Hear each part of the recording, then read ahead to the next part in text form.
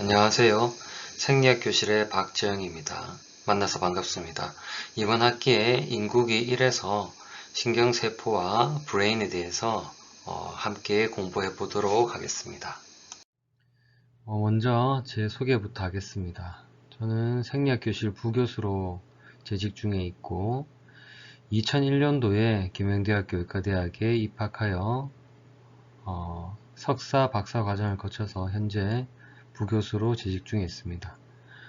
여러분들에게 의예과 2학년 과정에서 강의할 부분은 인체 구조와 기능 1과 2에서 되뇌 신경세포, 감각신경계, 특수감각신경계, 그리고 인체의 구조와 기능 2에서 신장 생리 관련된 부분을 제가 강의를 하게 되겠습니다. 오늘 강의할 내용은 뇌에서 신경세포에 대한 것입니다. 일단 신경세포, 그 다음에 신경세포 이외의 다른 세포들에 대해서 먼저 공부를 하고 그 다음에 신경세포들이 어떤 네트워크를 이루고 있는지, 그 다음에 다음 시간에 이어서 뇌의 구조들, 그 안에서의 기능들을 살펴보도록 하겠습니다. 브레인은 사실 그 기능이 아직까지도 다 알려져 있지 않고, 알츠하이머, 파킨슨, 우울증과 같은 여러 질환들은, 뇌의 질환들은 알려지지 않은 것들이 아직 많아서 치료제도 명확히 없는 것들이 많습니다. 뇌는 구조도 아주 복잡하고 각 부분마다 기능이 모두 다릅니다. 그런데 오늘은 먼저 뇌 속에 있는 세포부터 보도록 하겠습니다. 뇌 속의 세포를 보면 그림에 보는 것처럼 아주 복잡합니다. 단세포로 되어 있는 것이 아니라 다양한 세포들이 있고 또 그 안에서도 많은 세포들이 서로 그림처럼 그물망 같은 구조로 연결되어 있습니다. 여기는 신경세포만 있는 것들이 아니고 신경세포를 돕는 여러가지 다른 세포들도 함께 있는데요. 먼저 여기서 가장 중요한 세포는 당연히 신경세포인 뉴론이 되겠습니다. 뉴론의 그림을 보시면 우리가 기본적으로 알고 있는 세포와는 모양이 아주 다릅니다. 일반적인 세포는 약간 둥근 모양 또는 약간 네모와 같은 모양인데 비해서 신경세포인 뉴론은 안테나와 같은 부분도 있고 아주 긴 전선같이 생긴 부분도 있습니다. 그 말단에는 또 안테나 같이 생겼고요. 그리고 세포 중심에 있는 세포의 몸이 되는 셀 바디는 일반적인 세포와 비슷하게 생겼습니다. 이러한 구조 때문인지 옆에 그림을 보시면 아주 복잡한 전선 회로도 같은 것들이 보이게 됩니다. 앞서 얘기한 것처럼 이러한 전선 회로도 같은 것들이 여러분들이 들어보셨을 것 같은데 신경세포와 신경세포 간에 시냅스, 즉 연결이 있습니다. 신경세포는 길게 다리를 뻗어서 다른 신경세포의 안테나에 해당하는 부위와 서로 연결이 되어서 신호 전달 물질을 주고받고 활성화된 세포가 다음 신경세포를 또 활성화시키거나 반대로 억제할 수 있는 기능을 가지고 있습니다. 이러한 연결을 시냅스라고 하는데 아래 그림을 보시면 신경세포를 다양한 신경세포들을 색깔별로 구분해 두었죠. 그 안에 아주 복잡한 시냅스가 보입니다. 이러한 복잡한 시냅스가 뇌 전체에 더 복잡한 어떤 하나의 회로로 연결되어 있어서 이를 뉴로널 네트워크라고 합니다. 신경세포를 다시 한번 자세히 보면 셀 바디가 있는 또 안에 핵이 보이죠. 이 부위의 위쪽에 보시면 안테나 같이 생긴 부위가 있고요. 여기를 리셉티브 또는 인테그레이티브 리전이라고 얘기합니다. 뭔가 정보를 받아들여서 수합하는 곳이죠. 그 다음에 셀 바디가 있고요.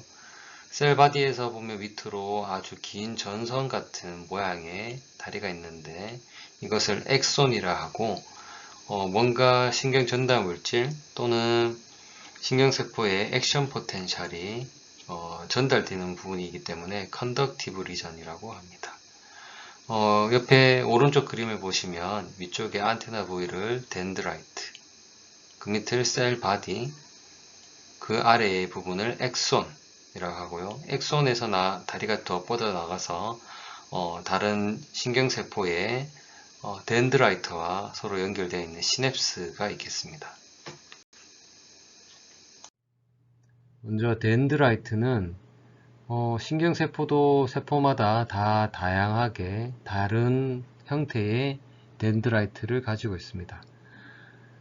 이것은 다른 세포로부터 정보를 받아들이는 영역에 해당하고 하나의 안테나 역할을 한다고 생각하시면 되겠습니다. 셀 바디는 기본적인 세포들, 일반 세포와 마찬가지의 기능과 구조를 가지고 있지만 신경세포는 다양한 신경 전달 물질들을 합성합니다. 그래서 신경 전달 물질의 종류에 따라서 흥분성 세포 또는 억제성 세포라고도 분류하기도 합니다. 뉴로날 셀 바디를 조금 더 보면요. 일반적인 우리가 알고 있는 세포와 비슷합니다. 중간에 핵이 있고, 그 다음에 핵막도 보이고요. 그 다음에 주위에 미토콘드리아도 있고요. 그 다음에 ER이라고 그러죠. 엔도플라스믹 레티큘럼이 있고, 리보솜, 골지체 등이 보입니다. 특이한 것은 멀리서 봤을 때 이렇게 뭔가 다팅처럼 보이는 니슬 서브스턴스가 있는데, 이것은 실제로는 러프 엔도플라스믹 레티큘럼 ER이 아주 잘 발달되어 있고, 또는 리보솜 같은 것들이 잘 발달되어 있어서 이것이 저렇게 다팅으로 보이고, 그 다음에 이런 신경 전달 세포 내에서 합성되는 신경 전달 물질들이 엑손을 타고 전달되어야 되기 때문에 세포 내에 마이크로 튜블, 그 다음에 뉴로필라멘트 등이 잘 발달되어 있습니다. 셀 바디만 보면 사실 오른쪽에 전자현미경 사진에서와 같이 아주 검은색 다팅들이 많은데요. 사실 이런 다팅이 많다는 것은 뭔가 분비할 수 있는 물질들을 많이 합성한다. 단백질을 많이 만든다고 보시면 되겠습니다. 그래서 많은 단백질들이 이 엔도플라스믹 레티큘럼 ER을 통해서 많이 만들어지고 있는 것으로 보이고, 세포마다 다양한 물질들을 만듭니다. 신경세포의 셀 바디에서 다양한 신경 전달 물질, 즉 뉴로 트랜스미터들을 만드는데, 사실은 이런 신경세포에서 뉴로 트랜스미터를 만드는 것도 중요하지만, 이 신경세포는 여러분들이 앞 시간에 다른 교수님 강의에서 들었듯이 이 세포는 흥분성 세포입니다. 그래서 액션 포텐셜이 만들어지죠. 정기적인 활성을 띠고 세포가 활성 상태로 들어가거나 또는 억제 상태로 들어가거나, 이런 활성화 세포라고 할 수 있고요. 정기적인 활성도를 통해서 뭔가 물질을 분비하고 다른 세포에 액티비티를 전달하게 됩니다. 그래서 이런 엑손 말단에서 활성도가 있을 때 뭔가 물질을 분비하는데, 이것이 바로 뉴로트랜스미터가 되겠고, 이런 뉴로트랜스미터들은 셀 바디, 즉 소마는 이제 셀 바디란 뜻이죠. 이 셀 바디에서 많은 뉴로트랜스미터들이 만들어지고, 아세틸콜린을 주로 만드는 세포 또는 노르아드레날린을 주로 만드는 세포, 이런 것들이 분류가 되어 있고, 예를 들어서 노르아드레날린을 주로 만드는 세포들은 한 곳에 셀 바디들이 모여 있습니다. 그래서 이런 집단적인 행동을 하게 됩니다. 이 내용은 뒤에서 다시 설명하도록 하겠습니다. 엑손은 앞서 얘기했듯이 신경 전달 물질이 전달돼서 말단으로 분비되도록 하는 하나의 통로이고요. 또는 액션 포텐셜이 전달되는 하나의 전선과 같은 역할을 합니다. 엑손은 부위에 따라서 또는 뉴런의 종류에 따라서 아주 긴 엑손을 가지기도 하고 짧은 엑손을 가지기도 합니다. 특히 이 엑손에는 마이엘린이 감싸져 있는 것들이 있고, 또는 마이엘린이 없는 언마이엘리네이티드 엑손이 있습니다. 마이엘린이 있으면 액션 포텐셜의 전달이 훨씬 더 빨리 전해진다고 알려져 있습니다. 시냅스를 좀 더 자세히 보면 특정 뉴런의 엑손 말단과 특정 뉴런의 덴드라이트가 서로 이제 연결되는 부위인데요. 그냥 연결되어 있는 것이 아니라 여기서 보다시피 신경 전달 물질, 트랜스미터 베지클을 통해서 신경 전달 물질이 분비가 되게 됩니다. 분비가 되면 분비되는 양에 따라서 또는 받아들이는 수용체 수에 따라서 신호의 강도, 정보의 강도가 결정이 되고 이런 신경 전달 물질이 흥분성이냐 억제성이냐에 따라서 신경 활성도가 조절되게 됩니다. 시냅스의 말단을 좀 더 자세히 보겠습니다. 엑손의 말단에서는 전달되어진 뉴로트랜스미터를 분비하려고 준비를 하는데, 뉴로트랜스미터는 그냥 이동되는 것이 아니라 시냅틱 베지클, 뭔가의 주머니 안에 싸져서 오죠. 그런 다음에 이 막이 마지막에 셀 멤브레인에 퓨전되면서 물질이 바깥으로 분비가 되고요. 근데 이렇게 분비가 될 때 세포막에서 이제 액션 포텐셜, 전기적인 힘이 전달되어서 예를 들면 볼티지 게이티드 칼슘 채널 이런 것들이 열리고 칼슘이 안으로 들어오고, 그 다음에 뉴로트랜스포터는 분비가 되고, 근데 분비된 뉴로트랜스미터는 때로는 다시 어떤 특정 채널을 통해서 리업테이크 되어서 재활용되기도 합니다. 그리고 반대쪽에 덴드라이트를 보면 덴드라이트에는 이 특정 뉴로트랜스미터에 대한 리셉터가 발현되어 있습니다. 리셉터는 이제 뉴로트랜스미터가 붙고 나면 활성화되면서 다음 포스트 시냅틱 뉴론의 액티비티를 결정하게 됩니다. 그런데 여기에 시냅틱 클래프터가 있죠. 이 사이에 뉴로트랜스미터의 농도가 얼마나 높으냐 또는 리셉터의 수가 얼마나 많느냐에 따라서 그 뉴로트랜스미터의 영향력이 결정이 되고, 그 다음 뉴런이 얼마나 액티비티를 가지느냐, 액션 포텐셜이 얼마나 많이 생기냐 등이 결정되게 되겠습니다. 시냅스 연결에 대한 일례로 감각신경에 대한 하나의 신경 전달 체계를 보여드리겠습니다. 그림에서 보시면 3개의 뉴런이 있는데요. 말초에 예를 들면 손바닥에 있는 어떤 감각 수용기에서 어떤 감각을 인지한 다음에 이 정보라는 것은 이 신경세포에서 액션 포텐셜이 발생한 것이죠. 활성화된 이 신경세포가 특정한 신경 전달 물질을 분비하는데, 첫 번째 시냅스, 두 번째 시냅스를 거치면서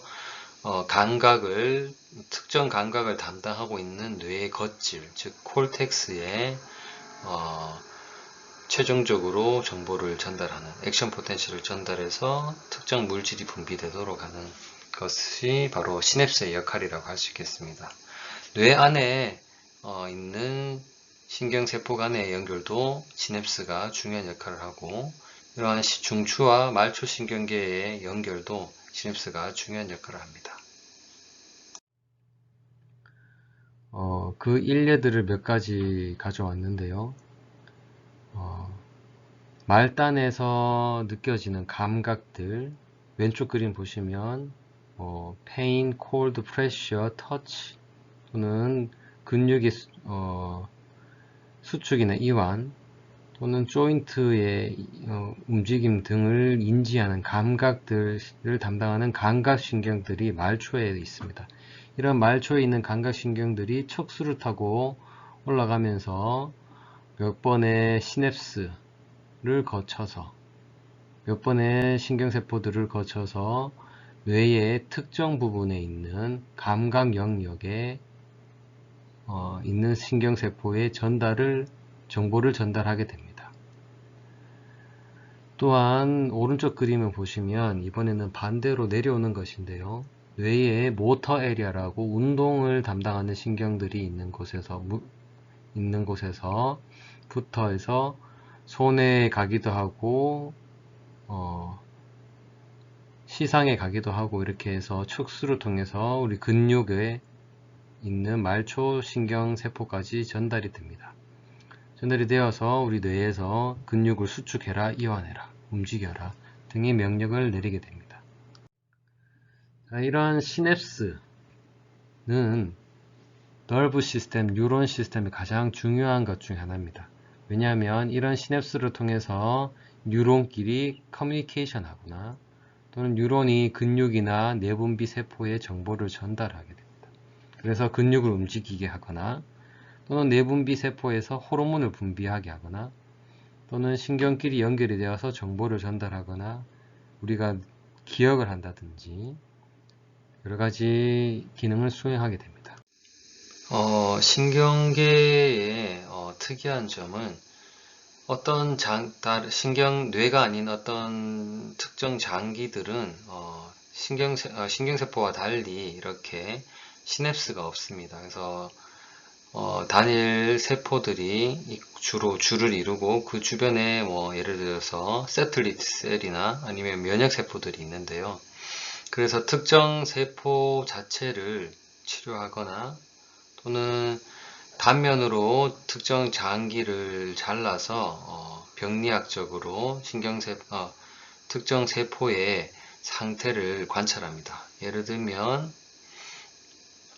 콩팥에 있는 특정 부분을 바늘로 찔러서 꺼내고, 그 바늘 안에 있는 부위를 저희가 아주 얇은 샘플로 만든 다음에 염색을 해서 세포들의 상태를 현미경으로 관찰하면 특정 세포들이 보이게 되고, 세포의 상태가 어떠한지를 관찰할 수가 있습니다. 또는 특정 구조가 어떻게 변했는지를 관찰할 수 있는데요. 이 신경세포의 경우에는 이런 시냅스 연결이 아주 복잡하게 이어져 있어서 세포나 특정 부위의 모양의 변화만으로는 신경계의 모든 기능을 파악하기가 어렵습니다. 왜냐하면 여기에서는 옆에 오른쪽 그림과 같이 하나의 컴퓨터로 치면 회로도 같은 것들인데요. 이러한 회로도의 이런 네트워크 또는 연결 정도가 있는데, 이런 연결되는 길이 아주 중요한 역할을 한다고 보고 있습니다. 그래서 시냅스 시스템에서 이러한 연결되는 하나의 회로도가 중요하기 때문에 우리가 세포 하나하나의 기능을 관찰한다든지, 또는 특정 뇌 부위의 단면에 있는 세포의 모양을 보고 이 뇌 신경계의 이상을 우리가 충분히 판단할 수가 없습니다. 왜냐하면 컴퓨터 옆에 있는 그림처럼 이 회로도가 어떻게 보면 아주 중요한 역할을 하기 때문에 우리는 연결되어 있는 이 회로도 전체를 파악할 필요가 있습니다. 그래서 특정 질병이 있을 때 이 회로도가 중간에 끊기거나 잘못 연결이 되었다, 이런 것들이 실제 뇌 안에 뉴로날 시냅스 시스템에서도 충분히 있을 수 있습니다. 그래서 현재 과학에서는 뉴런 셀 자체도 중요하지만 뉴론 간의 이런 시냅틱 시스템, 시냅스 시스템 네트워크도 아주 중요한 한 부분이라고 생각하고 있습니다.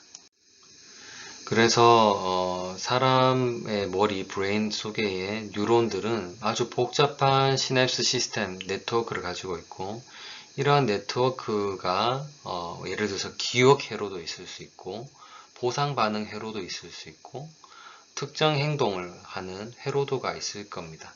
이런 회로도인 네트워크는 아주 복잡한 그물망 시스템을 가지고 있고, 여러 사람들이 공통으로 공유하는 공통의 네트워크 시스템이 있을 거예요. 보편적인 네트워크 시스템도 있을 것이고, 그 이외에도 사람 간의 서로 간에 다른 개인만의 특별한 네트워크 시스템이 있을 수 있습니다. 이를 통해서 어떤 사람은 또는 사람마다 다른 사고, 의식, 감정, 인격을 가질 수 있다. 그래서 이러한 네트워크 또는 신경세포 간의 커넥티비티가 인간성 또는 퍼스널 후드를 결정하거나 또는 인격을 결정할 수 있다고 생각하고 있습니다. 그래서 우리 현대 과학에서는 뉴런 자체도 중요하지만 그런 시냅스 시스템, 네트워크를 지금 파악하려고 노력하고 있습니다. 실제로 이런 시냅스가 있는 것이 마치 네트워크 또는 전기 회로도 같다고 생각하고 있고, 이를 시냅스 시스템이라고 얘기합니다. 이 뉴럴 네트워크, 시냅스 시스템을 아직까지 우리가 완벽하게 이해하지 못하고 있는데, 그 이유는 우리 뇌에 아주 많은 수의 뉴런이 있습니다.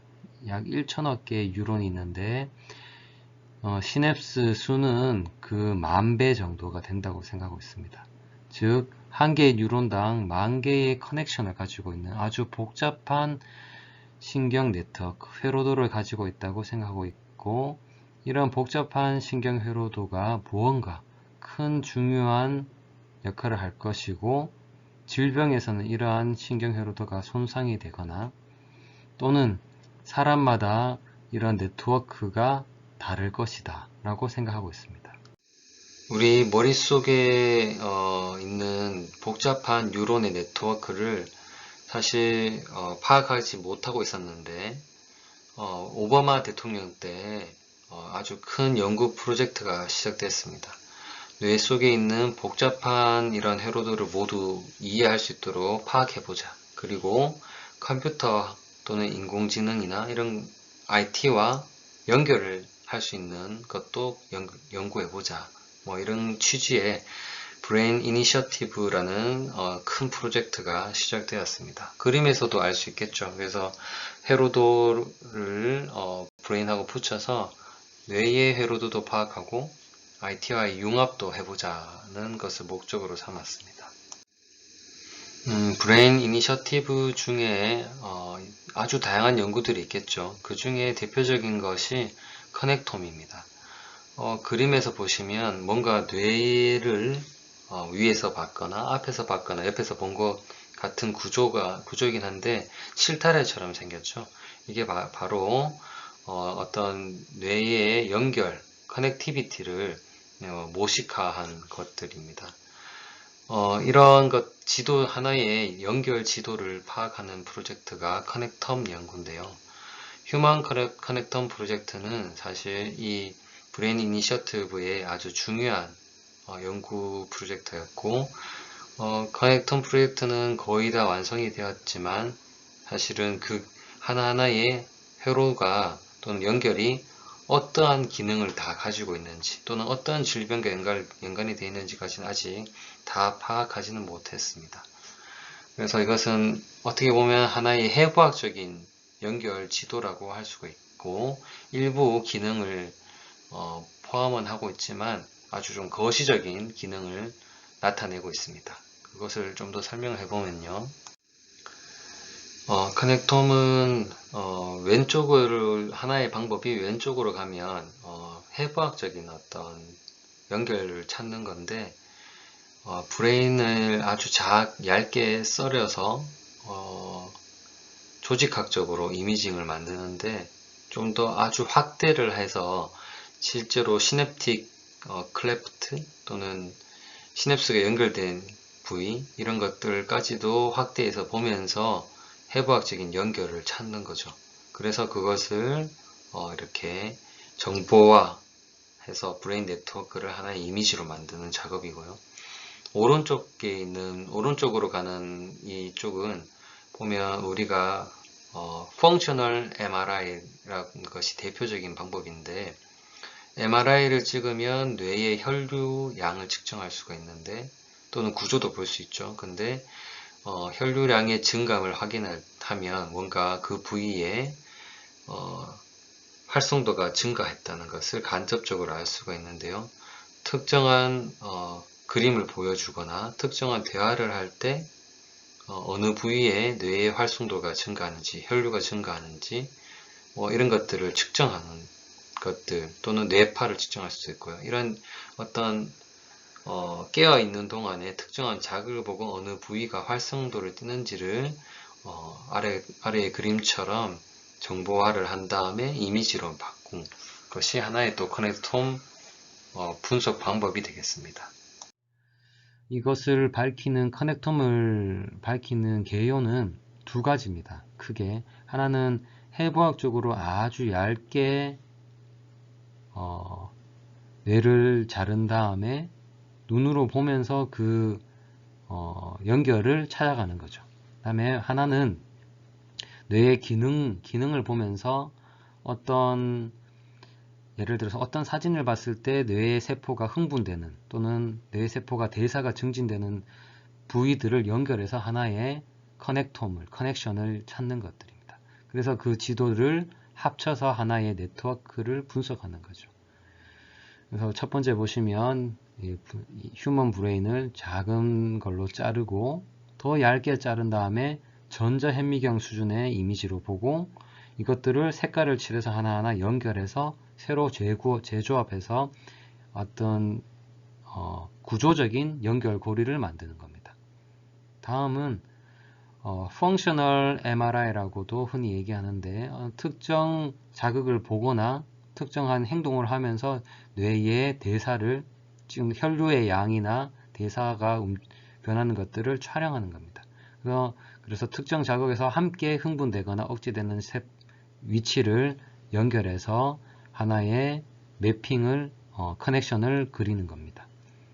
그래서 그렇게 해서 하나의 커넥톰은 우리가 과거에는 뉴런 셀 자체의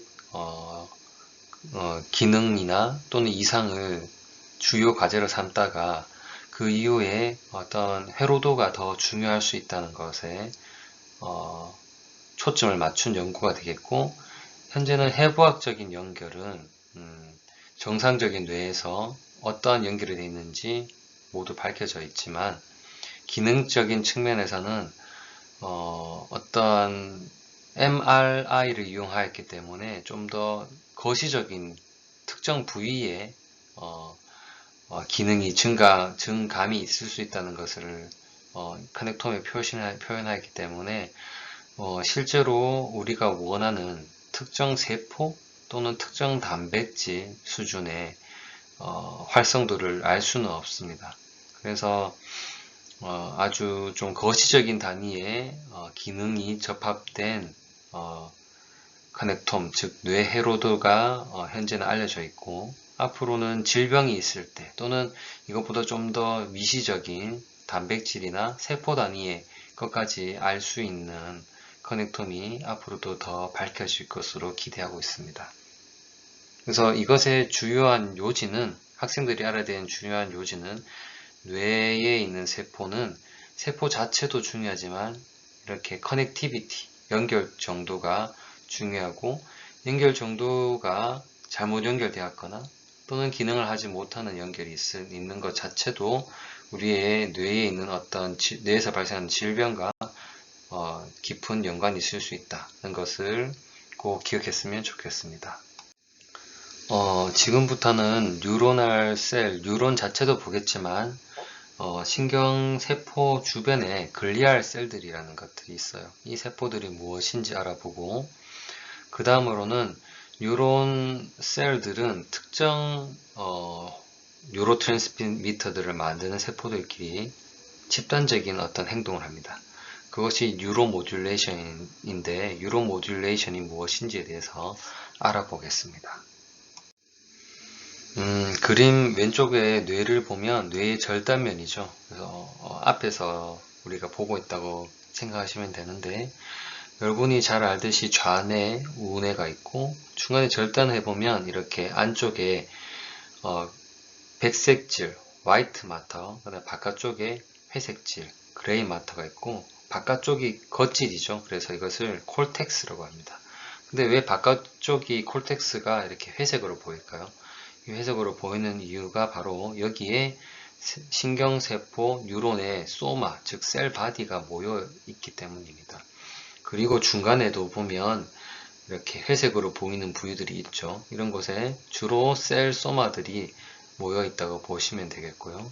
그 이외에 화이트 마터로 보이는 부분이 주로 엑손이 지나가는 길이 되거나 그 사이에 다양한 글리알 셀들이 있다고 보시면 되겠습니다. 물론 그레이 마터에도 글리알 셀들이 존재합니다. 대뇌의 겉질, 즉 피질을 우리가 그냥 세레브랄 콜텍스라고도 하지만 네오콜텍스라고도 합니다. 신피질이라고 하는데 이런 네오콜텍스는 사실은 아주 얇아요. 한 뇌에서 겉질인데 한 2mm에서 4mm 정도밖에 안 되는 아주 얇은 겉질인데 이 겉질이 뉴론의 셀 바디들이 있고 아주 중요한 역할을 합니다. 이 겉질들이 우리 인간의 아주 고위 기능을 담당하기 때문에 네오콜텍스라고 네오라는 단어를 붙였고 겉질 우리가 바깥에서 아주 쉽게 볼 수 있는 뇌의 겉질만 보면 이것도 뉴런들이 같이 모여 있으면서 특정한 역할을 해요.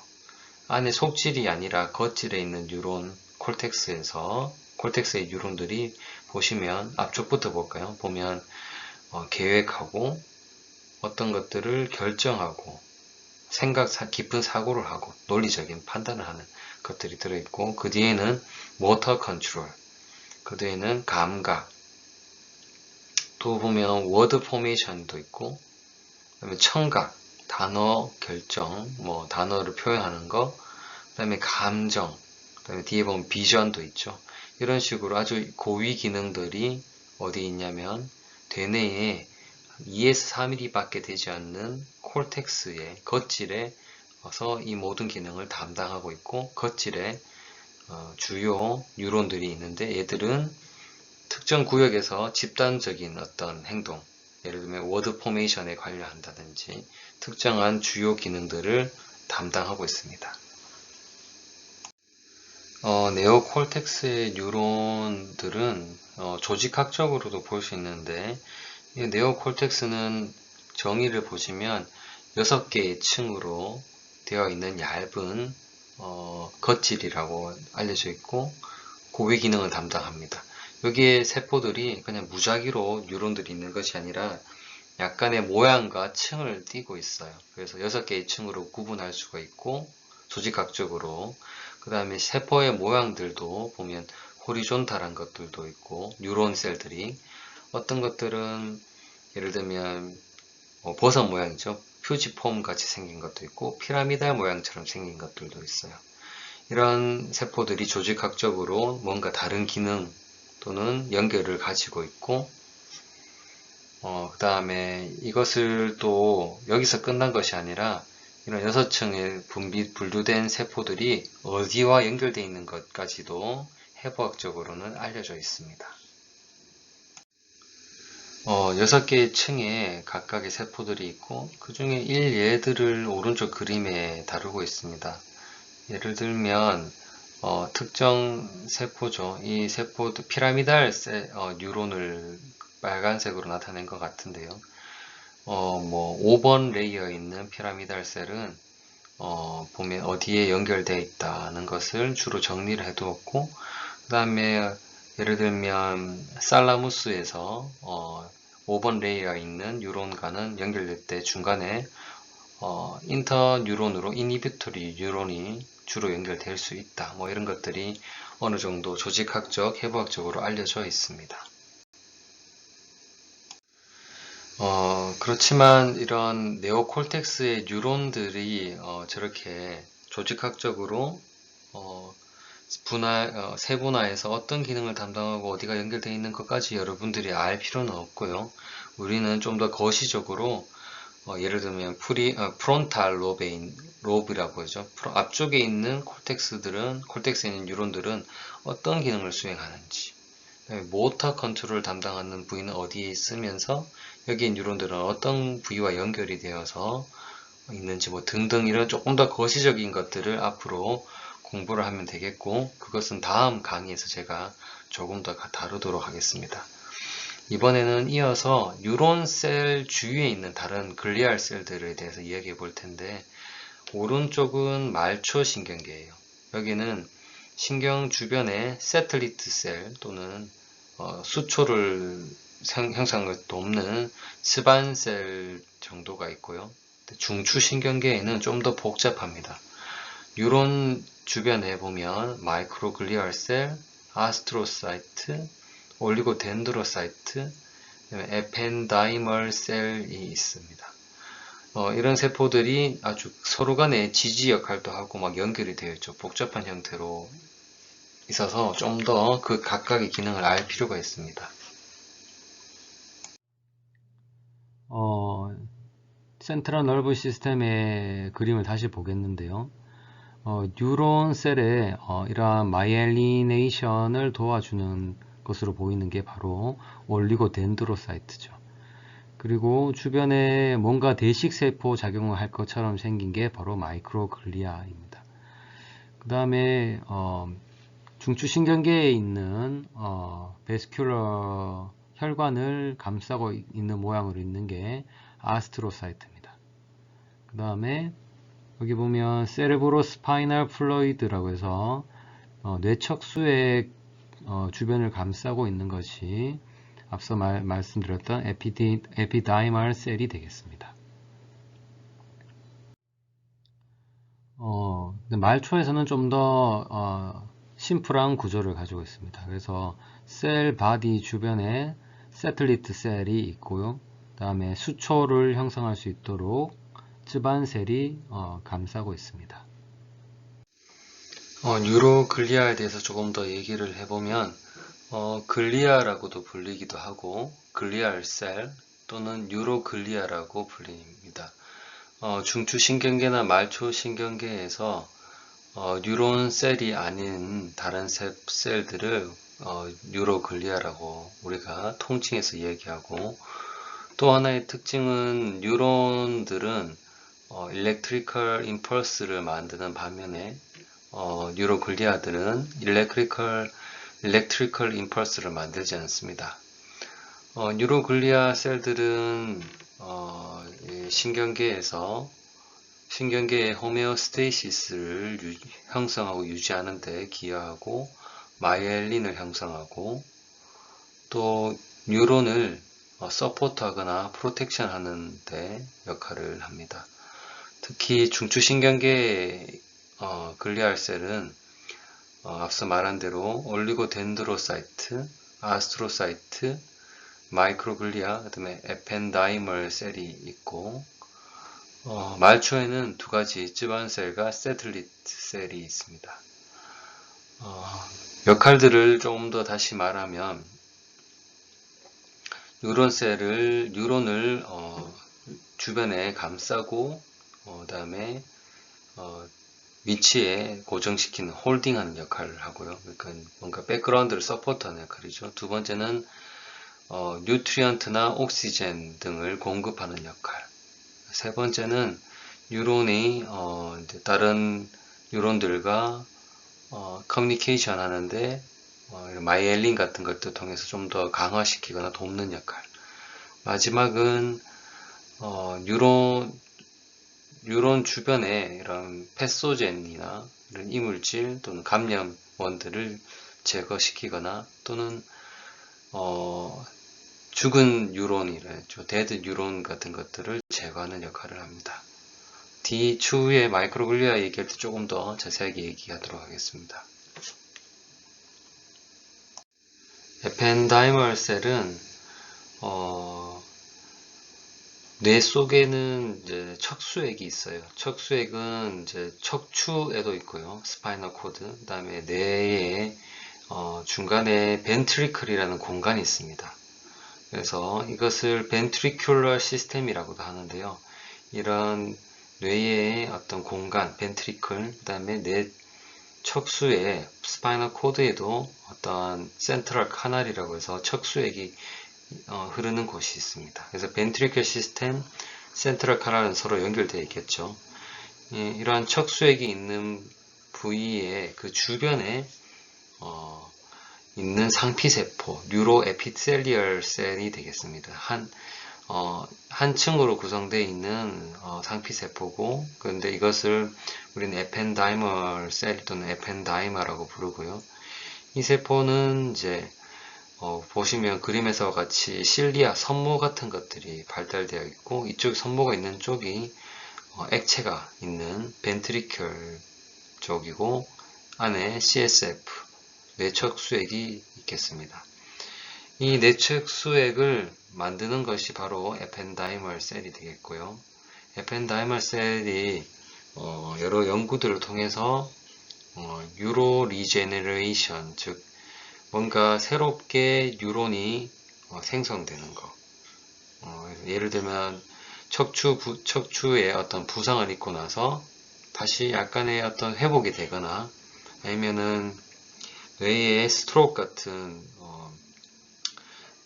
손상이 있은 후에 특정 부위에서 신경세포가 다시 좀 되살아나는 것들, 즉 스템셀과 같은 줄기세포와 같은 역할을 일부 에펜다이멀 셀이 담당하고 있다고 봐도 되겠습니다. 다음으로 올리고덴드로사이트인데요. 올리고덴드로사이트는 보시면 여기에서도 마이엘린 시트를 형성하는 역할을 하고 있습니다. 그래서 엑손 자체를 서포트 해주고 그 다음에 인슐레이션을 해서 기능을 도와주는 역할을 하죠. 그래서 정보의 전달을 도와주는 역할을 하고 정보가 훨씬 빠른 속도로 전달될 수 있도록 도와줍니다. 그래서 보시면 올리고덴드로사이트가 하는 일이 마이엘린 시트를 형성한다. 그 이외에도 보면 뇌의 트로픽 서포트라고 하는데 뇌에 아주 좋은 영양인자들입니다. 그래서 약자로 GDNF나 BDNF, IGF-1과 같은 신경세포의 성장이나 기능에 도움을 줄 수 있는 것들, 그런 영양인자들을 만들어냅니다. 아스트로사이트는 별 모양의 글리아셀입니다. 오른쪽에 노란색 그림처럼 이렇게 아주 별 모양으로 생겼는데 항상 이런 모양인 것은 아니지만 대표적으로 이런 모양을 띠고 있고요. 그리고 이 아스트로사이트는 위에 그림에 보듯이 중추신경계에 있는 혈관을 감싸고 있습니다. 그래서 주요 역할이 아스트로사이트의 엔드 풋, 다리가 이렇게 혈관을 감싸고 있어서 블러드 브레인 베리어를 형성하는 역할을 하고 있습니다. 그래서 이 뇌에 있는 블러드 브레인 베리어의 기능을 이 아스트로사이트가 담당한다고 해도 과언이 아니겠습니다. 그 다음에 아스트로사이트는 한 대사 역할을 합니다. 그래서 신경세포에 락테이트와 같은 영양인자를 공급하는 역할을 합니다. 신경세포는 글루코즈, 락테이트, 케톤과 같은 것들을 주요 에너지원으로 삼고 있는데 그 에너지를 공급하는 하나의 공급책이 되겠습니다. 그래서 이 아스트로사이트는 그 글에 보시다시피 글라이코겐을 저장한 버퍼가 되겠습니다. 그래서 글라이코겐을 포함하고 있다가 새로 글루코네오제네시스를 통해서 에너지원을 신경세포에 제공해주는 그런 버퍼 역할을 할 수가 있습니다.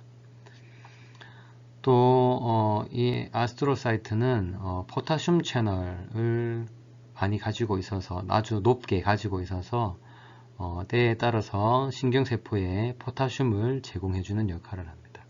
그래서 신경세포에 에너지를 제공한다든지 신경세포가 재기능할 수 있도록 백그라운드를 만들어주는 역할, 그 다음에 중추신경계가 말초와 잘 분리되어 보호받을 수 있도록 블러드 브레인 베리어를 탄탄하게 보호해주는 역할을 하고 있습니다.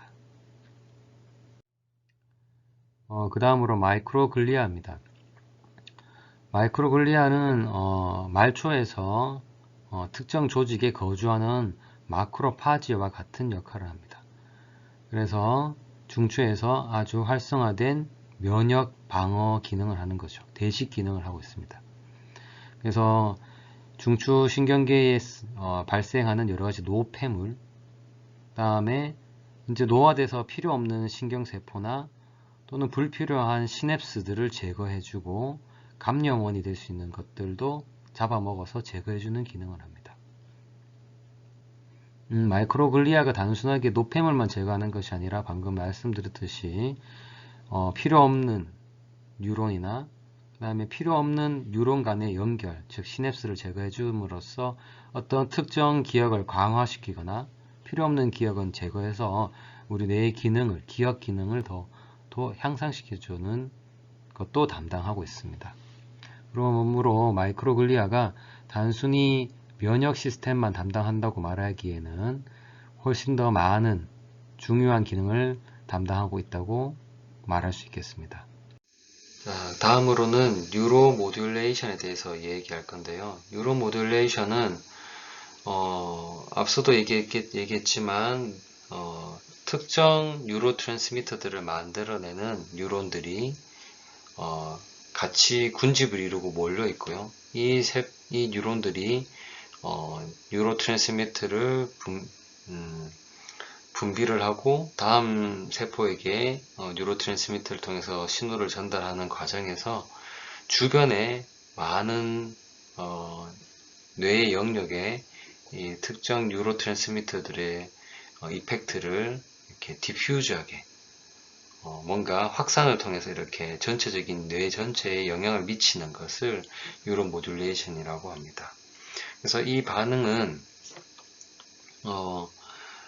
몇몇 안 되는 뉴런들, 특정 뉴로트랜스미터를 만드는 뉴런들에서 분비되는 것으로 시작이 되지만 뇌 전체 영역, 넓은 영역에 다양한 뉴런들에 이렇게 확산되면서 전체 영역에 큰 전체적인 효과를 미치는 것, 이것이 바로 뉴로모듈레이션이라고 이해를 하시면 되겠습니다. 그래서 뉴로모듈레이션이라는 용어가 나오면 이것은 어떤 생리적인 과정 중에 있는 것인데 특정 뉴런에서 만들어내는 한 개 또는 그 이상의 어떤 우리가 앞서 잠시 얘기했던 뉴로 트랜스미터들, 예를 들면 아세틸콜린이나 도파민 이런 것들이 분비가 되는데 이것이 신경 회로도를 따라서 분비가 되다가 뇌 전체의 어떤 확산을 통해서 많은 뉴런에 영향을 미치는 것을 뉴로모듈레이션이라고 합니다.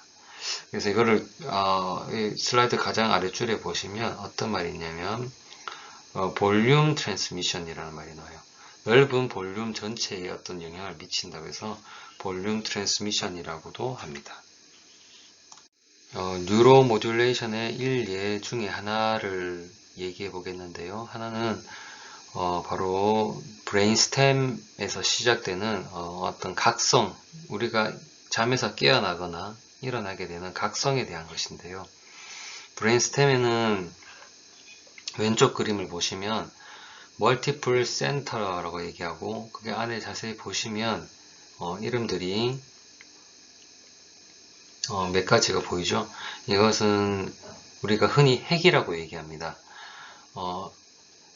세포 안의 핵을 말하는 것이 아니라 이러한 특정 뉴로모듈레이터들을 분비하는 세포들이 모여 있는 거죠. 예를 들면 제일 위에서부터 볼까요? 왼쪽 그림에 도파민을 분비하는 세포들이 몰려 있어요. 그래서 이것을 하나의 핵이라고 얘기를 하고요. 바로 밑에 보시면 아세틸콜린을 분비하는 세포들이 또 모여 있습니다. 그 다음에 또 노르에피네프린을 분비하는 세포들, 그다음에 세로토닌을 분비하는 세포들, 이런 세포들이 특정 부위에 이렇게 모여 있고 이것을 우리가 뉴클레우스 또는 많이 있으면 뉴클레이라고 부릅니다. 그래서 이런 것들이 주로 브레인스템에 많이 있는데 이 중에서도 흥분성과 억제성이 나누어질 수가 있겠어요. 어쨌든 이런 흥분성, 억제성 뉴런들의 군집인 핵들이 이제 브레인스템에 있고 여기서 예를 들면 도파민을 분비하기 시작해서 시그널 패스웨이, 그 뉴로널 패스웨이를 따라서 흥분이 전달되는데 이것이 오른쪽 그림처럼 뇌 전체 영역에 이렇게 이펙트를 미치게 되는 것, 디퓨전을 통해서 미치게 되는 것을 우리가 뉴로모듈레이션이라고 합니다. 뒤에 좀 더 다시 설명을 해보겠습니다. 자, 메이저 뉴로모듈레이터, 즉 신경 전달 물질들이 어떤 것들이 있냐면 첫 번째 줄에 있는 것처럼 도파민, 세로토닌, 아세틸콜린, 히스타민, 노르에피네프린이 있겠습니다. 이런 메이저 뉴로 트랜스미터 시스템은 왜 시스템이라고 하는지는 그림을 보면 좀 더 이해가 되실 텐데요.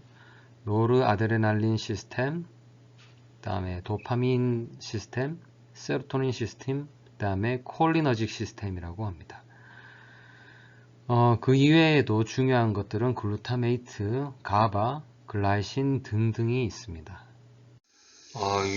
뉴로 모듈레이션 시스템 또는 뉴로 트랜스미터 시스템이라고 하는 것은 이렇게 신경의 뉴론이 이제 계속 시냅스를 통해서 연결이 되는 회로도를 가지죠. 이 회로도가 실제 해부학적으로 예를 들면 노르에피네프린 같은 경우 브레인스템에 있는 로쿠스 코엘루라이스에서 시작돼서 여기에 이제 다양한 세포들도 있겠지만 노르에피네프린을 분비하는 세포들이 군집을 이루고 핵을 형성하고 여기서부터 시냅스를 통해서 쭉 연결이 돼서 이런 회로도를 그리는데 그 주변으로도 영향을 미치죠. 이런 시스템을 가지고 회로도를 가지고 뉴로 트랜스미터 시스템이라고 그러고 각각의 시스템이 있습니다. 세로토널직 시스템, 아세틸콜리너직 시스템, 도파미너직 시스템 이런 것들이 있어요. 이것에 대해서 좀 더 알아보도록 하겠습니다. 뉴로 트랜스미터들은 종류가 아주 많은데 그 중에서도 대표적인 것들을 정리를 해보면 대략 9가지 정도가 되고요.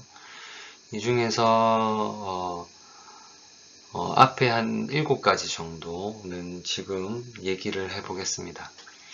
아세틸콜린, 노르에피네프린, 도파민, 가바, 글루타메이트, 세로토닌, 그 다음에 오피오이드 펩타이드, 엔돌핀은 좀 들어봤을 거예요. 아무튼 이 7가지에 대해서 먼저 오늘 이 시간에 다뤄보도록 하고 그 이외의 물질들은 훨씬 더 많이 있습니다. 자, 먼저 노르에피네프린부터 보겠습니다. 앞서 얘기했듯이 노르에피네프린 시스템이라고 하는 것은 보시면 이렇게 폰스 쪽에 로쿠스가 보이죠? 핵이 보입니다. 여기에 노르에피네프린을 주로 많이 만들어내는 세포들이 셀 바디가 여기에 모여 있습니다. 여기서 시작해서 디퓨즈가 될 수도 있지만 다리를 쭉 뻗은 세포들이 이렇게 연결이 되어서 이런 회로를 가집니다. 그래서 그 주변으로 디퓨저 되어서 전반적인 뇌에 영향을 미친다. 그래서 이러한 하나의 회로도가 존재를 하는데 이걸 가지고 노르에피네프린 시스템이라고 얘기할 수 있겠습니다. 노르에피네프린은 설명해 보시면 알 수 있듯이 첫 번째 기능이 하이 알러트입니다. 즉 각성을 시키는 겁니다. 이 노르에피네프린은 전반적으로 흥분을 시킬 수도 있고 억제를 시킬 수 있는 기능도 가지고 있지만 전반적인 생리적 기능은 각성입니다. 그래서 교감신경계에 주로 존재를 하고 있고 그 기능으로는 하트레이트를 증가시킨다든지 혈압을 올리는 기능을 담당하고 있습니다. 그리고 아드레날 글랜드, 또 다른 하나의 교감신경계죠. 아드레날 글랜드에서 전체 혈액으로 확 분비되는 에피네프린, 아드레날린과 함께 같이 분비됩니다. 아드레날 글랜드는 속질에서 주로 아드레날린을 분비하는데 아드레날린의 또 다른 이름이 에피네프린이고 그 에피네프린의 약간 다른 모양이 바로 노르에피네프린입니다. 그래서 아드레날 글랜드에서는 에피네프린을 약 80% 정도 가지고 있고 나머지 20%가 노르에피네프린 형태로 가지고 있습니다. 그래서 이때도 함께 분비가 되긴 되지만 이런 노르에피네프린은 주로 교감신경계에 존재하거나 중추신경계의 노르에피네프린 시스템에 주로 존재합니다. 그리고 각성뿐만 아니라 어느 정도 보상작용에도 영향을 미칩니다. 그리고 이런 교감신경계나 아드레날 글랜드 같은 것들은 어떤 특정 스트레스, 정신적 스트레스도 되겠죠. 그 이외에 여러 가지 스트레스 상황에서 더욱더 많이 분비가 되게 됩니다. 암페타민이라는 약은 들어보셨을 텐데요. 암페타민은 바로 노르에피네프린의 분비를 더욱 조장하는 약물입니다. 그리고 노르에피네프린만 특정적으로 분비를 조장하는 것이 아니라 도파민이나 세로토닌 같은 것도 분비를 촉진하게 됩니다. 그래서 이 암페타민을 먹게 되면 각성 상태가 많이 활성화가 되게 됩니다.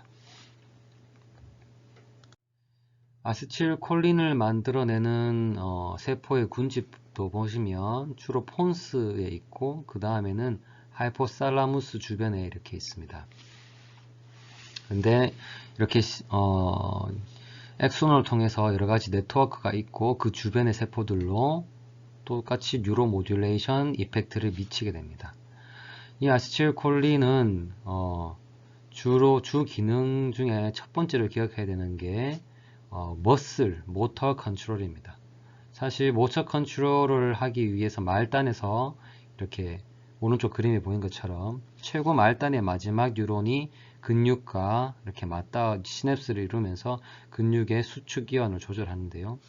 이렇게 근육의 운동 또는 위장 간의 근육의 운동을 조절하는데 주요 역할을 하는 것이 바로 아세틸콜린입니다. 그래서 모터 컨트롤에 중요한 역할을 하고요. 그 다음에는 감각신경계나 자율신경계 그리고 수면에 관여하기도 합니다. 그리고 제가 오른쪽 밑에 주요 기능을 따로 정리해 두었는데 러닝 중에서 쇼텀 메모리, 그 다음에 각성 보상 등에도 중요한 기능을 담당하고 있습니다. 아세틸콜린 또한 흥분성 또는 억제성으로 둘 다 작용을 할 수 있는데 가장 기억해야 되는 것은 모터 컨트롤 머슬이고 그 다음이 각성이나 쇼텀 메모리라고 생각하면 되겠습니다.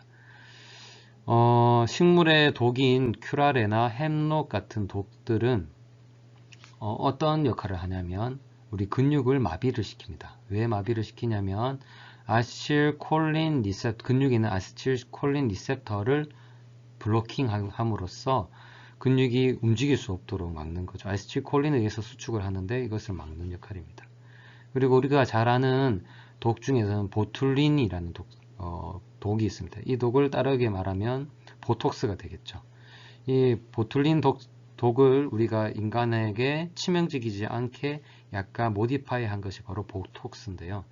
이 보톡스는 이 아세틸콜린이 분비되는 신경의 말단 엑손에서 아세틸콜린이 분비되는 것 자체를 막는 것입니다. 그래서 근육이 수축하지 않도록 근육이 이완되어 있도록 움직이지 못하도록 만들어주는 역할을 하는 것입니다.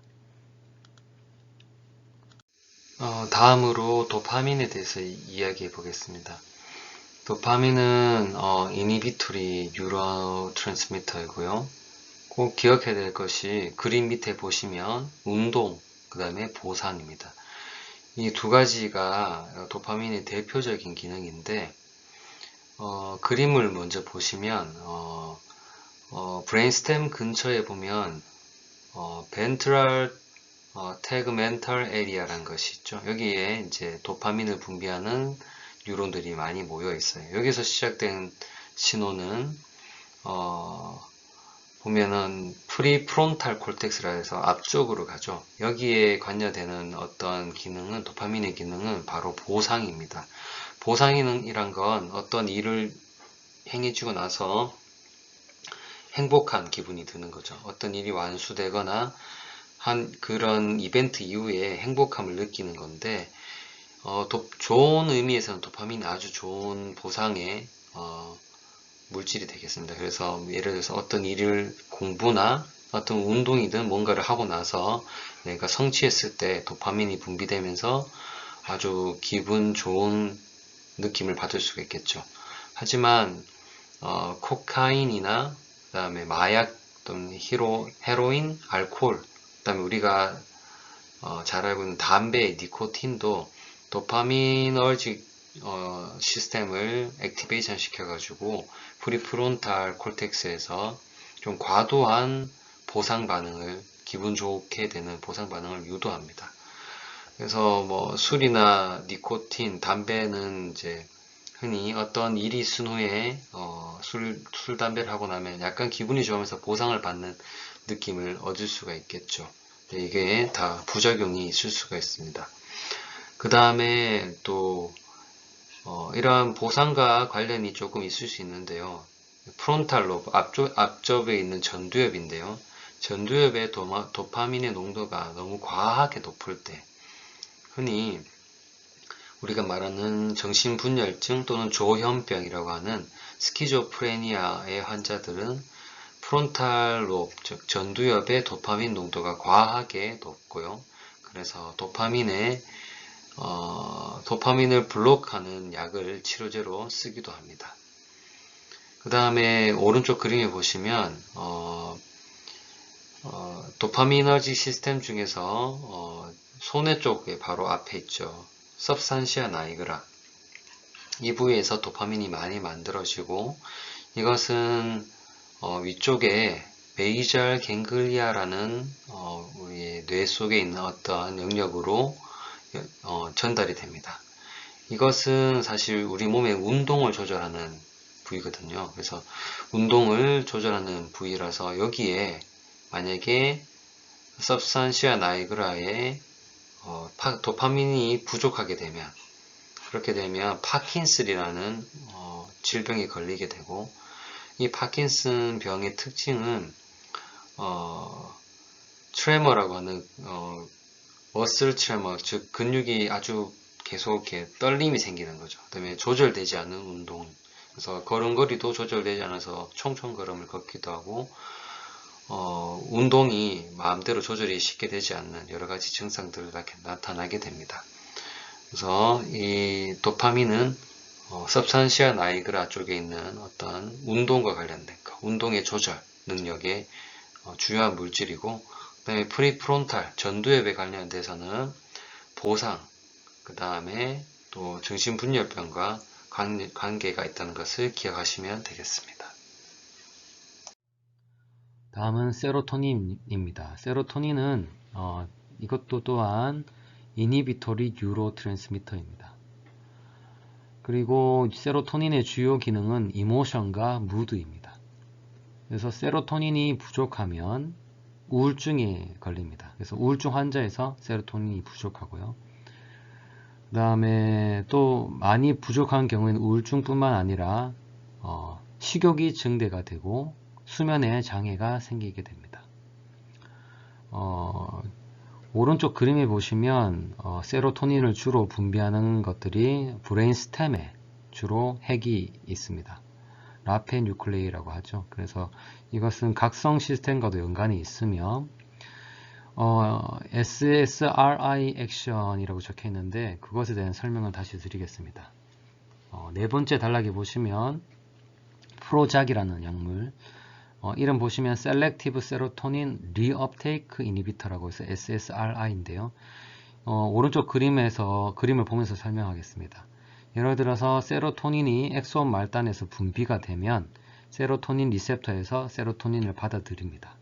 그런데 세로토닌이 부족한 환자들은 아무래도 분비되는 약이 적겠죠. 근데 이 분비된 세로토닌은 그냥 모두 다 가서 리셉터에 붙는 것이 아니라 이 일부 남은 것들은 다시 리업테이크 돼서 다시 시냅스 말단으로 되돌아갑니다. 그런데 이런 셀렉티브 세로토닌 리업테이크 이니비터는 다시 분비되었던 세로토닌이 시냅스 말단으로 엑손의 말단으로 리업테이크 재흡수되는 것을 막아줌으로써 이 엑손 말단과 다음에 있는 뉴런 셀 사이에 이 공간 있죠. 시냅틱 크래프트에 이 세로토닌 농도가 좀 더 오랫동안 높은 농도로 머무를 수 있도록 도와줍니다. 그래서 부족한 세로토닌 농도이지만 다음 세포의 세로토닌 정보를 확실하게 많이 전달할 수 있도록 도와주는 거죠. 그래서 세로토닌이 감소함을 보완시켜주는 약물이 바로 우울증 치료제가 되겠습니다. 그래서 SSRI는 대표적인 우울증 치료제가 됩니다. 그 다음에 세로토닌은 perception, 즉 인지에도 중요한 역할을 합니다.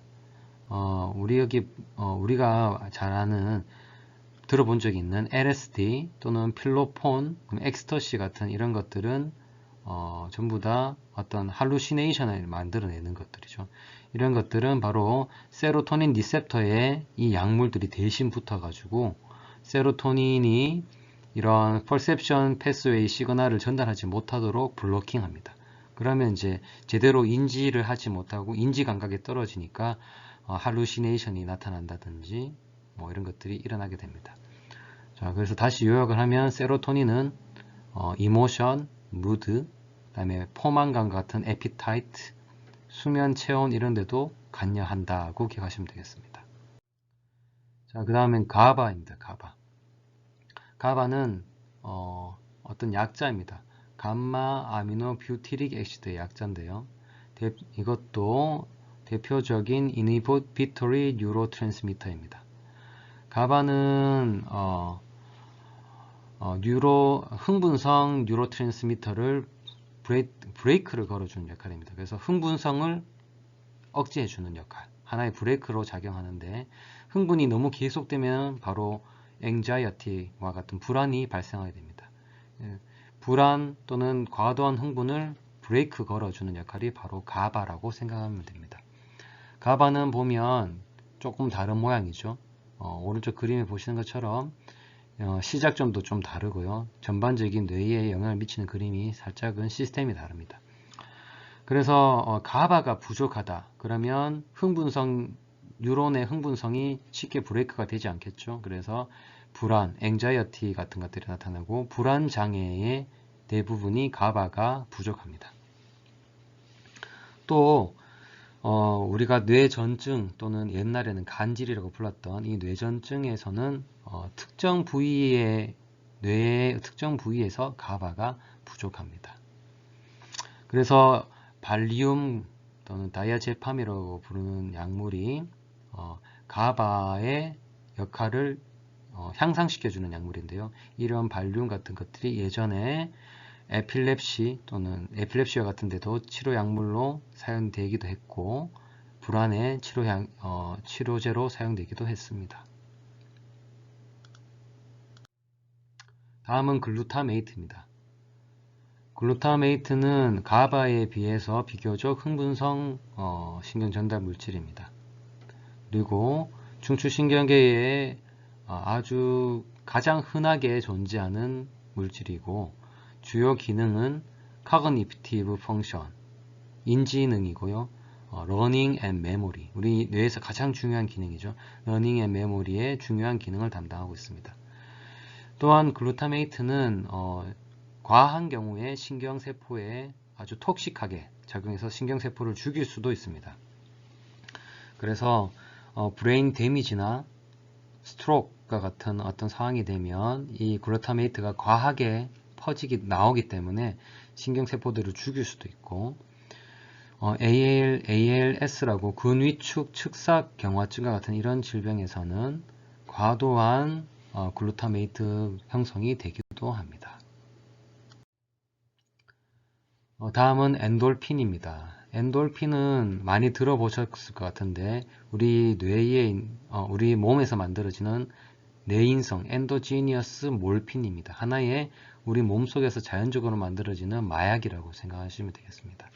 그래서 하나의 마약, 즉 오피오이드 성분과 비슷하기 때문에 저기 보면 몰핀이나 헤로인과 같은 비슷한 구조를 갖고 있기 때문에 이것은 우리 몸에 오피오이드 리셉터가 있습니다. 여기에서 붙어서 통증을 완화해 주거나 우리의 기분을 좋게 해주는 그런 역할을 하고 있습니다. 주로 폰스, 메둘라 근처에 이렇게 핵들이 있고 근데 우리 몸 신경계의 통증 완화의 역할을 담당하고 있습니다. 다음은 대표적인 뉴로트랜스미터 시스템에 대한 것을 정리한 표인데요. 여러가지 시스템, 오리진, 타겟, 이펙트에 대해서 참고를 하시되 우리가 꼭 기억해야 되는 것은 각각 시스템에서 주요 역할, 예를 들면 노르아드레날린 시스템은 각성, 보상이고, 그 다음에 콜리너직 시스템은 머슬, 그 다음에 모터 컨트롤, 주로 위장관 운동이 많았죠. 그 다음에 러닝 메모리 중에서는 쇼텀 메모리, 그 다음에 각성과 보상에도 관여한다. 이런 것들을 기억하시면 되겠고요. 도파민 시스템에서는 모터 컨트롤, 그래서 뭔가 이게 도파민이 부족하면 운동이 억제가 안 되기 때문에 아주 잔 떨림이 생기고, 그 다음에 걸음걸이가 원활하게 일어나지 않는다. 이런 것들 기억하시고요. 그 다음에 보상과 관련해서 스키조프레니아 이야기도 기억이 나야겠습니다. 그 다음에 세로토닌 시스템에 대해서는 무드나 세티어티 등이 관여한다는 걸 기억하시면 되겠습니다. 이번 슬라이드에서는 이제 교집합에 대한 이야기인데요. 앞서 표에서도 보다 보면 보상도 관여되는 물질들이 여러 개죠. 그래서 이렇게 세로토닌, 가바, 도파미너직 뉴로트랜스미터 시스템이 각각 독립적으로 일을 하는 것이 아니라 서로 연결이 되어 있습니다. 그래서 우리의 기분, 무드나 또는 인지 이런 것들은 사실 어떤 뉴로트랜스미터 단독으로 하는 것이 아니라 노르에피네프린, 세로토닌, 도파민 이런 여러 가지 물질들이 같이 일을 해서 어떨 때는 기분이 좋아지고 어떨 때는 기분이 슬퍼지고 또 어떨 때는 인지 기능이 더 올라가고 여러 가지가 서로 교집합으로 같이 일을 하고 있는 건데요. 이 그림을 보면 좀 더 이해될 수 있는데요. 도파민 시스템, 가바 시스템, 글루타메이트 시스템, 세로토닌 시스템이 서로 연결이 되어 있고 서로에게 작용을 보완을 합니다. 이렇게 연결이 되어 있어서 아주 사실은 더 복잡한 뉴로트랜스미터 시스템을 가지고 있다고 생각해야 되겠습니다. 뉴로모듈레이션에 대해서 잠깐 언급되었던 각성에 대해서 조금 더 보겠습니다. 각성은 5개의 단계로 나눌 수가 있어요. 깊은 수면, 얕은 수면, 그 다음에 렘 수면, 안정 상태의 어떤 각성, 그 다음에 집중 상태의 각성. 총 5개의 상태로 나눌 수 있는데 이 5개의 상태라는 것이 우리가 앞서 배웠던 브레인스템의 흥분성, 억제성 뉴런들이 같이 군집을 이루고 몰려 있었죠. 이런 뉴런들이 어떤 것들이 먼저 같이 액티베이션 되느냐에 따라서 때로는 전체 뇌를 뉴로 모듈레이션을 통해서 깨우는, 근데 그 정도에 따라서 집중 각성 상태, 안정 각성 상태 등이 되겠고, 좀 더 억제성 이니비토리 뉴런들이 또 활발하게 액티베이션 되게 되면 점점점 수면 상태로 내려가게, 깊은 수면 상태로 내려가게 되겠습니다. 그래서 이 브레인스템에 앞서 얘기했던 여러 흥분성 또는 억제성 뉴런들이 군집 이루고 있고 서로 간에 또 커넥션이 막 있어요. 이걸 가지고 그물망 모양으로 연결되어 있는 부위가 브레인스템이 있다고 해서 이것을 망상 활성화계, 즉 망상 그물망 모양의 액티베이션 시스템, 한글이 더 어렵죠. Reticular Activating System, RAS라고 얘기하고, 이 시스템이 뇌간에 있으면서 대뇌 전체, 특히 대뇌 피지에 있는 뉴런들을 각성, 깨우는 역할을 하는 시스템이 되겠습니다. 사실 각성에 관련된 것은 이 Reticular Formation, Reticular Activating System 뿐만 아니라 시상이라고 하는 중간에 방 모양을 생긴 살라무스라는 시상이 있는데 여기에 여러 핵들이 여기도 있거든요. 이 핵들도 각성의 주요 역할을 합니다. 그래서 이런 뇌간에 있는 여러 신경들이 서로 간에 연결되어 있는 것들, 그 다음에 여기서 만들어내는 뉴로트랜스미터들이 뇌 전체에 이렇게 디퓨전 되는, 여기는 투사라는 어떤 한글을 썼는데요. 디퓨전 되는 것들이 뇌 전체를 깨우거나 또는 깊은 수면에까지 단계에 이르게도 합니다. 각성에 대해서 얘기하면서 사실 조금 더 뉴로모듈레이션에서 이게 좀 더 뻗어나가서 다른 얘기들도 같이 합쳐지고 있는데 이 RAS 시스템, Reticular Activating System은 사실 중추신경계 단독으로 있는 것이 아니라 외부의 자극에 의해서 이것이 액티베이션 되거든요.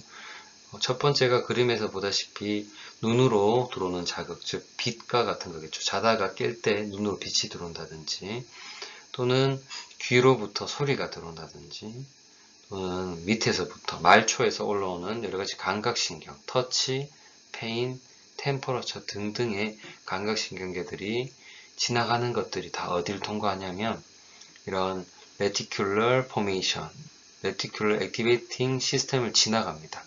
추후에 강의들을 보시면 눈에 들어오는 것들이, 또는 귀에서 들어오는 것, 또는 말초에서 들어오는 감각신경계들이 지나가는데 어딜 지나가냐면 레티큘러 포메이션을 통해서 뇌로 가고, 갈 때 뇌 중간에 있는 살라무스 시상을 거쳐서 갑니다. 그러면 우리가 앞서 말했던 대로 각성에 관련된 것들을 다 지나가죠. 그러면서 이 각성 시스템이 액티베이션 되고, 그 호르몬들, 뉴로트랜스미터들이, 특히 흥분성 뉴로트랜스미터들이 쫙 그 시스템이 액티베이션 되면서 또 디퓨전 되면서 뉴로 모듈레이션 역할이 일어나서 뇌 전체에 영향을 미치게 됩니다. 이 그림을 보시면 앞서 했던 것들이 기억나실 겁니다. 그래서 excitatory area, inhibitory area 보면 도파민, 아세틸콜린, 노르에피네프린, 세로토닌 등을 만들어내는 신경세포들이 군락을 이루고 있다. 그래서 뇌 전체에 뉴로모듈레이션을 하게 된다. 그래서 이것들이 하는 역할 중에 각성도 하나가 있는 거죠. 뉴로모듈레이션과 관련된 이야기를 하나 더 해보겠습니다. 그건 바로 뇌파인데요. 브레인 웨이브라고도 합니다. 이 뇌파는 각성 상태나 또는 수면 상태를 측정할 때 많이 쓰이는데요. 뇌전도라는 일렉트로 엔세팔로그램, 그래서 엔세팔로는 브레인을 뜻하는 용어입니다. 그래서 뇌의 전기적 변화를 측정하는 거죠. EEG 측정을 통해서 아래와 같은 그래프를 얻게 되죠. 알파파, 베타파 이런 것, 또는 델타파와 같은 것들을 얻는데, 바로 이런 뇌파의 크기나 이런 변화는 동시적으로 흥분하는 뉴런의 수에서 결정된다고 합니다. 동시적으로 흥분하는 뉴런의 수라는 것은 바로 뉴로 모듈레이션이죠. 전체적으로 많은 수의 뉴런들이 동시에 영향을 받아서 각성이 되거나 뭔가 흥분을 하는 상태를 우리가 뉴로 모듈레이션이라고 했고, 그래서 다수의 뉴런들이 동시적으로 뭔가 흥분도가 조절될 때 나타나는 뇌 외부에서, 브레인 외부에서 측정할 수 있는 신호가 바로 이 브레인 웨이브가 되겠습니다. 브레인 웨이브에 대해서 간단하게 한번 보고 가면, 나중에 다른 수업 시간에서 제가 수면에 대해서 좀 더 강의를 할 때 좀 더 자세하게 다루겠지만요. 일단 우리가 각성 상태, 오른쪽 그림이 제일 위에부터 보면 뇌파가 측정되다가 눈을 딱 뜨면 일단 뇌파가 이렇게 줄어들고, 눈을 감으면 다시 좀 증가됩니다. 즉 밑에 그림을 보시면 alert wakefulness라고 되어 있죠. 뭔가 각성되어 있고 깨어있는 상태에 드는 베타 웨이브, 좀 약간 평평한 이런 형태를 띠고, 또 알파파는 오히려 quiet wakefulness, 알파파와 같은 형태를 띱니다. 그리고 잠이 들게 되면 스테이지 1, 2, 3, 4에 따라서 좀 더 뇌파가 변하는데, 가장 깊은 잠을 자는 상태일 때는 델타가 나타나죠. 깊은 수면에 아주 큰 폭의 파형이 나타나고, 렘 수면은 베타파인데요. 약간 각성 상태의 웨이브, 알파와 베타 중간 정도라고 할까요? 이런 각성 상태의 웨이브가 나타납니다. 즉 렘 수면 시에는 외부와 단절된 내부 자체, 내부 안에서 뇌 안에 일어나는 단절된 뇌의 내부에서 이런 어떤 각성과 같은 뇌 활동이 일어난다는 것을 추측해 볼 수가 있겠습니다. 알파파는 눈을 감은 안정 상태에서 나타나는 거고, 베타파는 정신을 집중해서 뇌의 어떤 활동이 좀 더 증가된 상태에서 나타납니다. 그 다음에 세타파는 수면 또는 뇌질환, 스트레스에서 나타나고, 그다음에 델타 웨이브는 특징적으로 깊은 수면에서 나타나는 것으로 알려져 있습니다.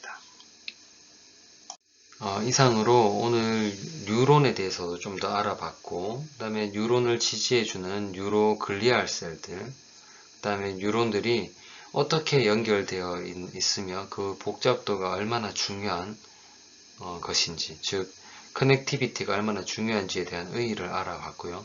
그 다음으로 이런 커넥티비티 회로도의 실예인 뉴로 모듈레이션에 대해서 알아봤습니다.